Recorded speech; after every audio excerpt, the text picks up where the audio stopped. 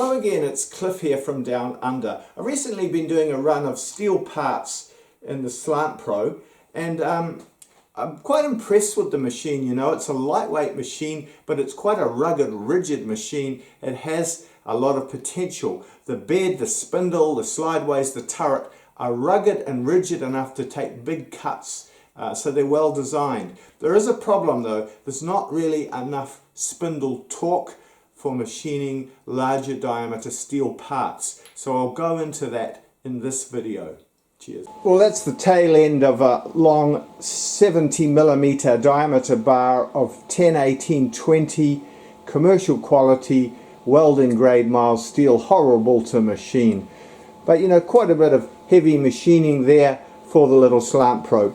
There's all of the swath in that drum. It's just about filled it up just doing that one job. I suspect I'm getting to the limit of the torque on this 70mm, just short of 3-inch diameter work.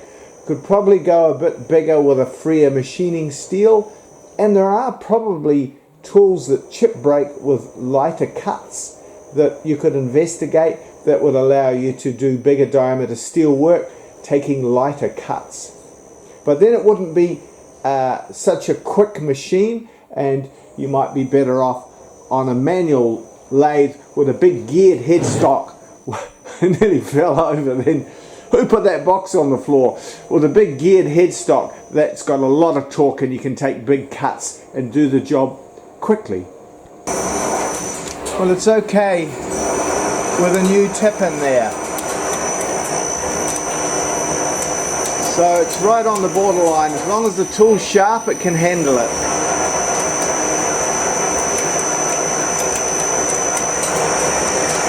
On the subject of chip breaking and depth of cut and feed rate, so you want the chips to come out like that, obviously, with a decent curl on them and not too long.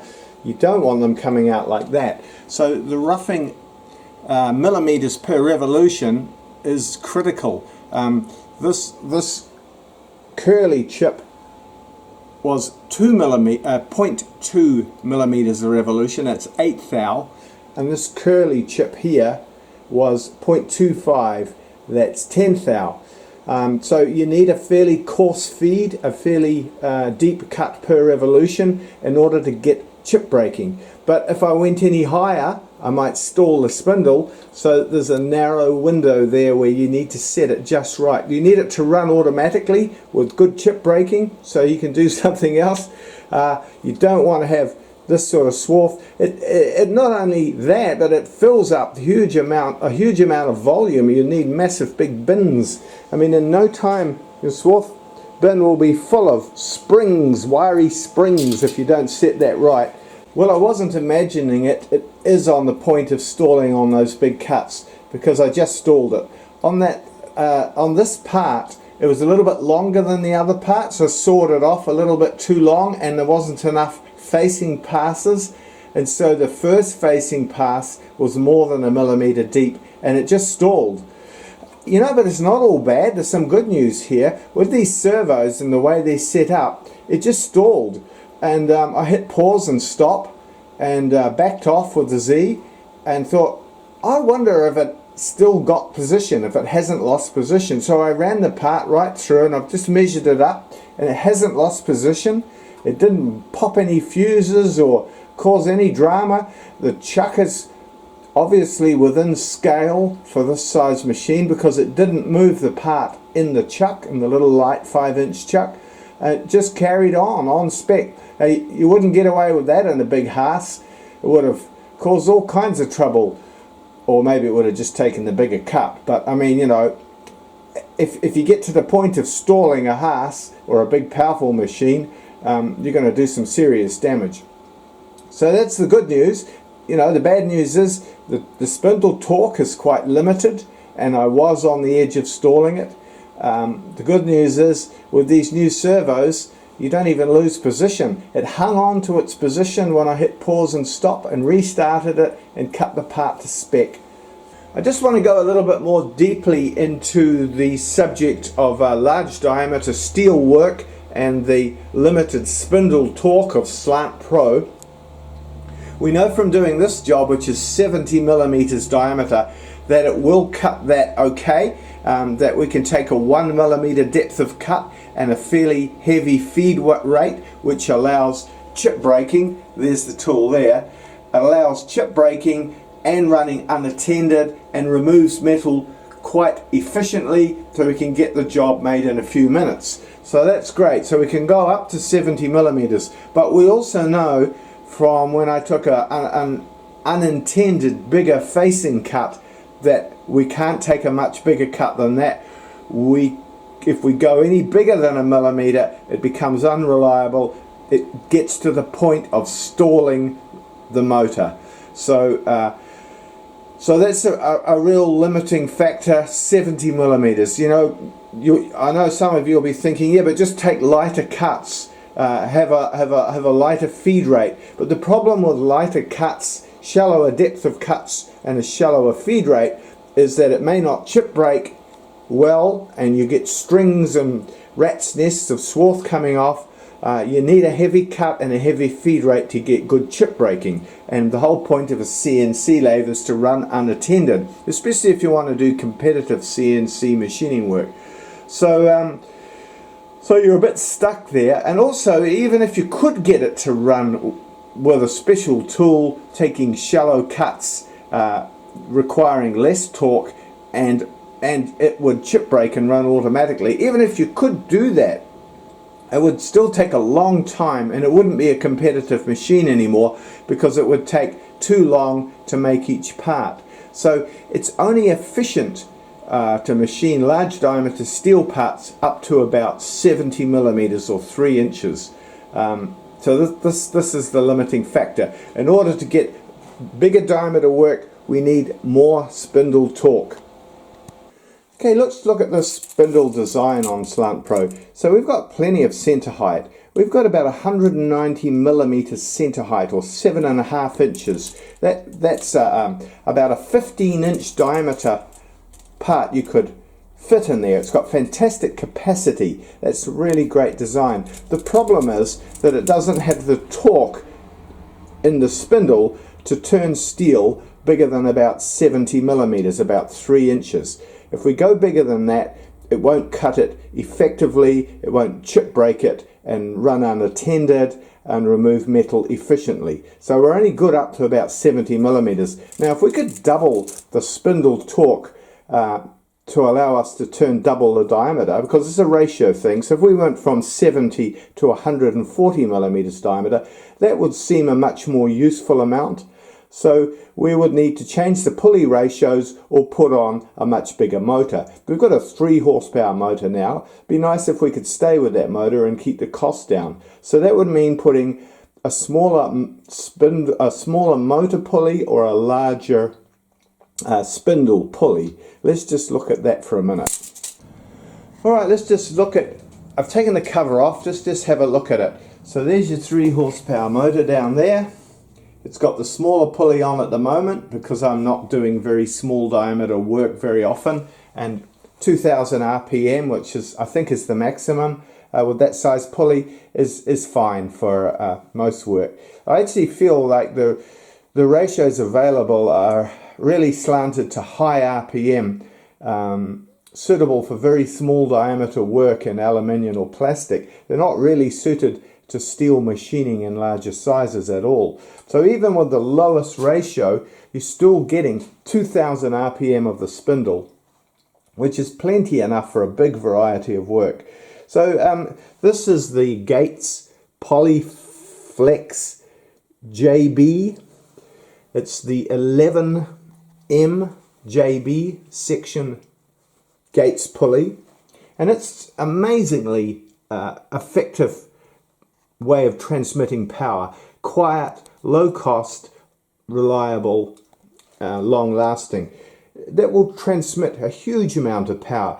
At about a 2000 RPM, it will have a design kilowatt rating of about 14 kilowatts. At 3000 RPM, which is approximately what I imagine the motor is, I haven't got down and measured it, it'll transmit about 18 kilowatts, design rating kilowatts. So we've got heaps of power transmission there. And what we need to do is increase the torque to the spindle. Now, you could put a smaller pulley on the bottom, and it may be that somebody's done that already. Please put a comment in under the YouTube video if you have done that, but you can't go too much smaller. It's currently got about an 80 millimeter pulley on the bottom, the smallest one, that's that one there. You can go down to 67. So that would give another, I haven't done the maths, another 20% or so more torque to the spindle. But we don't know whether it would wear out quickly or risk skidding or something like that. I don't think so. But you know, you're only gaining about 20%. We want to double the torque to the spindle really. So I'd be keen to put a much bigger pulley at the top. There's plenty of room there. It's currently got 110 millimeter OD. There's plenty of room inside the cover for a much bigger pulley. And the only slight obstacle is the encoder mounting bracket. And that isn't a big deal really. You can see it there. We just need to reconfigure that mounting block slightly to give a bit more clearance. And then we could put in a much bigger pulley, go up from 110 to 220 diameter. That would double the torque. That would be fantastic. That would mean instead of being limited to 70 millimeters diameter steel, we could go to 140. And the only thing is, it would require a little bit of reconfiguring to PathPilot and the spindle drive system. Now that's not my field, but I'm sure that could be quite easily done. There'd be something to be adjusted in the firmware and the software, and then we'd have a whole lot more capacity in these lathes. Have a look inside the guard and you can see here you could fit a pulley in there of up to about 250 diameter, 260 diameter. So we're not even looking at going that big. We're only looking at going double the existing pulley, which is 110 diameter. So that would be 220 diameter. Plenty of room in there for that, and double the spindle torque. On PathPilot setting page you can see here PathPilot needs to know the spindle speed range you want, the 5C the high speed range or the D14 low speed range. And of course that would mean that in that particular setting, in the high torque setting, you'd have a maximum RPM of around about 1000 RPM. But I know from my years of manual machining that 1000 RPM is plenty for most general steel turning work. I seldom go above that. So it wouldn't be a big trade-off, and you could do a big variety of steel work. I know some of you are probably thinking, yeah, but it's a light lathe. It's designed for small parts in plastic or aluminium. It's not a big rugged lathe. You can't do large diameter steel work in it. And I was worried about that when I bought this lathe. I thought, well, you know, maybe it just hasn't got the rigidity. But it has, you know, it's really good. The spindle setup, the bed, the turret is really rigid and solid. And you can part through large diameter, high tensile steel parts without chatter. It's a very rugged, rigid lathe. It's got the capacity and the rigidity to do heavy machining in steel. It just doesn't have the spindle torque. It's a mismatch. We're not realizing the potential of this lathe because of the lack of spindle torque. It's got the rigidity and the ruggedness to do it. It just hasn't got the spindle torque. I mentioned earlier that Rob Renz has got a YouTube channel, and Robin, I tried to find the comments. I think he left a comment under one of my videos. He did a video called 35-second pulley change on a Slant Pro, and shows how you can change between the two different speeds. And that's a real good improvement if you're doing very small diameter work. I've got mine set on the low range permanently anyway, because I don't do much really small diameter work. But I vaguely remember he said something about putting a smaller pulley on the motor end, but I may be wrong about that. If you see this Robin, please put a comment in. I'm just not sure about that. Thanks for watching. Let me know your thoughts.